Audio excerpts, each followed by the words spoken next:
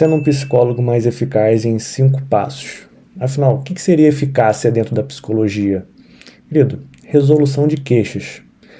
Se o seu cliente era depressivo, não saía da cama e hoje ele trabalha, faz faculdade, está ativo, isso é eficácia. Se por acaso ele não falava em público e agora ele dá palestra, isso é eficácia. Se por acaso ele não conseguia falar sobre os sentimentos com ninguém, nem com você, e agora ele fala com todo mundo, isso também é eficácia. Claro que o mérito sempre vai ser da relação que você cria e principalmente do quanto o seu cliente está disposto a mudar a si. Você pode ter as melhores técnicas, mas se seu cliente não quiser, a gente sabe que não adianta de nada. Contudo, também a gente não pode ignorar que existem atendimentos que são mais eficazes que os outros. E por isso que eu estou trazendo esses 5 passos que tornaram os meus atendimentos muito mais eficazes. O primeiro de todos, admita os seus erros para o seu cliente. A psicologia é uma profissão que tem muito ego. Isso, no geral, vem de onde a psicologia veio, dos grandes psicólogos, né? Freud, Lacan, essa postura do psicólogo é o grande sabedor, não comete erros, tudo que acontece é minimamente calculado, junto com essa pose de mistério, é uma coisa que hoje está muito ultrapassada. Antigamente, a busca era um pouco essa, hoje já não é. Na época do Freud não tinha celular, as pessoas interagiam mais, as pessoas se conectavam mais. Então, hoje, a busca é completamente outra. Porque você vai no metrô, está todo mundo no telefone. Ou seja, as pessoas não se conectam mais como antigamente. A grande busca hoje, dentro do consultório, é uma busca por conexão. Então, os clientes eles querem se conectar com o seu terapeuta. A questão é que admitir os seus erros para o seu cliente destrói completamente esse personagem do psicólogo sabedor, esse mistério. Na psicologia, como em todas as outras profissões, você vai cometer erros. E cometer erros não faz você um mau profissional. Como você lida com esses erros pode fazer você um bom profissional ou um profissional ruim. Eu passei por uma experiência com uma cliente minha em que ela estava me contando uma situação e eu fiz uma intervenção. E eu fiz uma boa intervenção, só que no final eu senti que eu pesei a mão de uma forma. Eu senti que eu dei uma certa opinião sobre a vida dela que não era para eu ter dado. E passou, né, encerramos a sessão, eu fiquei com aquilo na cabeça, fiz supervisão. E na outra sessão a gente conversou sobre e eu disse que eu tinha cometido esse erro, que eu senti que eu dei uma opinião que eu não deveria ter dado. Que eu senti que eu saí um pouco da minha posição.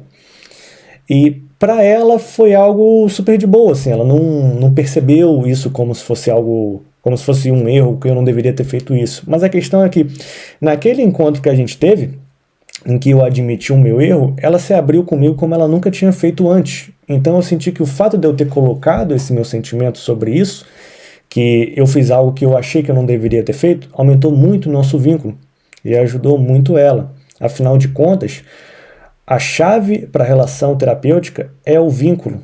E aí a gente chega no segundo passo, que é esqueça as técnicas, aprenda a criar vínculo, seja bom em criar vínculo. Eu não sou um psicólogo genial, eu não sou o psicólogo que tem aquelas sacadas geniais, que pegam uma palavra aqui e já puxa lá. Eu tenho colegas que se formaram junto comigo que são muito mais geniais do que eu. Mas eu sou muito bom em criar vínculo. Eu sempre fui muito bom em conversas, um a um. Você pode ser um psicólogo genial, cara. Mas se você não for bom em criar vínculo com as pessoas, o seu consultório vai ficar vazio. As pessoas vão e elas não vão voltar. Porque a busca hoje é essa. E como é que a gente faz para criar vínculo? Eu te pergunto, como é que você é na sua vida pessoal? É fácil para você elevar relações? Como assim elevar relações? Uma pessoa te conhece na faculdade e aí ela te chama para tomar um café e vocês viram amigos fora da faculdade. Ou você conhece um colega de trabalho e depois ele vira seu amigo. Né? Para você é fácil fazer isso ou você é mais, posso dizer até um pouco afetado, né? Você mais não, cada um aqui no seu canto, né? Isso vai aparecer no set, certo? Obviamente que dentro da profissão você vai ter a sua persona de psicólogo, mas quem comanda quem comanda como você dá a psicologia é a sua personalidade, os seus sentimentos e os seus pensamentos. Então, se você é aquela pessoa mais inacessível, que as pessoas têm dificuldade de se aproximar, ou mesmo você não deixa as pessoas se aproximar, você vai ter dificuldade de criar vínculo com os seus clientes. E o vínculo é a chave, o vínculo é a mudança, o vínculo é a cura. Nada acontece sem o vínculo. O vínculo não é o pré-requisito para que o seu paciente tenha uma melhora. O vínculo é o que faz ele melhorar.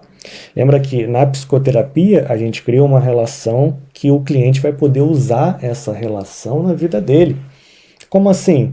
Você já percebeu no que se baseia a grande maioria dos filmes de motivação, de superação? Uma pessoa existia de uma determinada forma, aí ela conheceu alguém que fez com que ela enxergasse o mundo de forma diferente. E ali ela se modificou o jeito de ser e encontrou a felicidade ou curou uma depressão. Você não é só um prestador de serviço na vida do seu cliente. Embora alguns clientes tendam a ver o psicólogo como um mero prestador de serviço, como ele vai na manicure, aí vai no pilates, aí vai no personal, aí ele vai na terapia. Apenas mais uma vírgula no dia, no seu dia cheio de afazeres. O que também, é claro, é água para o moinho da terapia. Só que nós, psicólogos, a gente sempre tem que estar buscando ser mais do que isso. Como eu disse, o vínculo é a cura. E aí a gente chega no nosso terceiro passo, que é seja confiável. O que é ser confiável? Primeiro, horário e dia. Você só desmarca uma consulta, você só desmarca uma sessão se ou você estiver morrendo ou alguém da sua família morreu, ou se você não consegue levantar da cama. É só isso. Por quê? Porque se você desmarca a sessão por motivos supérfluos, quando você precisar desmarcar, você não vai ter credibilidade. A gente sabe hoje que existem imprevistos, o carro quebra, chove, alaga, a gente não consegue chegar nos determinados lugares, mas se a sua sessão é sexta-feira, 3 horas, é presencial, 1h30 da tarde você já tem que estar lá, certo? Por quê? O que você quer criar com o seu cliente? Você quer criar um pensamento do tipo assim, pô, eu posso passar o que for na minha vida, mas eu sei que sexta-feira, 3 horas, o Yuri vai estar lá para me ajudar. Mas agora, se você não está presente, se você desmarca sessões com muita frequência, você torna-se uma pessoa com pouca credibilidade. Você torna a pessoa um pouco confiável. Isso vai atrapalhar no vínculo entre vocês. Por consequência, vai atrapalhar nas queixas do seu cliente, como ele vai lidar com elas e se ele vai melhorar ou não. E quando a gente fala de melhorar ou não, eu quero falar sobre esse quarto passo, que é evite a palavra paciente. Eu recomendo usar a palavra cliente.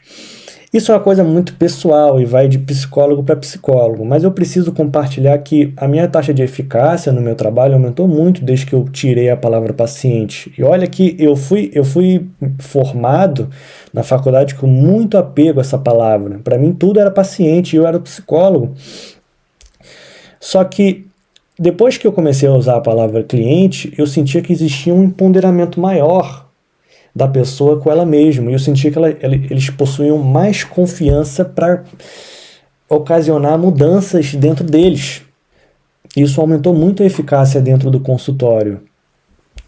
Eu acredito que o termo paciente, no senso comum, ele está muito ligado à doença, à medicina tradicional, né? Eu estou doente, por isso eu estou indo para terapia. Acaba que o cliente vai se tratando dessa forma e a gente, sem perceber, vai tratando ele, né? Ah, fulano, você faz terapia? Falou, não, eu preciso de terapia porque eu estou com um grave problema de ansiedade, né? E eu estou indo. Ah, fulano, faz terapia? Faço, pô.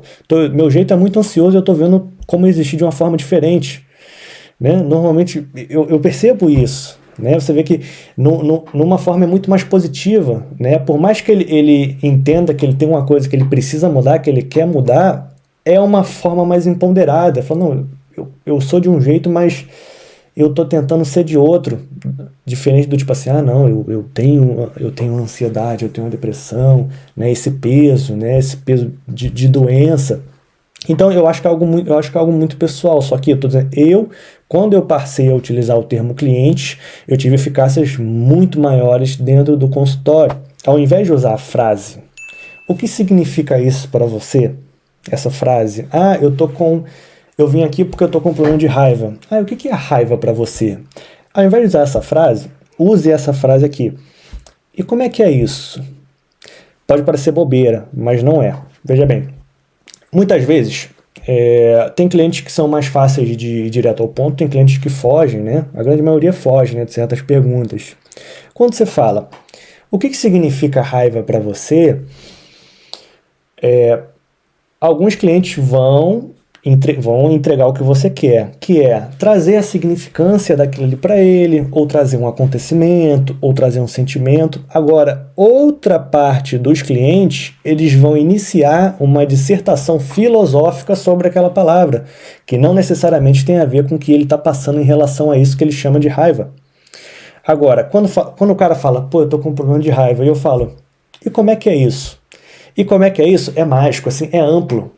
Nas 100% das vezes, eles trazem acontecimentos e sentimentos que estão relacionados ao que ele chama ali de raiva. E com aquilo ali eu consigo trabalhar. Discussões filosóficas são boas na terapia? São boas. Mas não quando a gente quer fatos concretos e a gente quer sentimentos para realmente entender o que está se passando ali.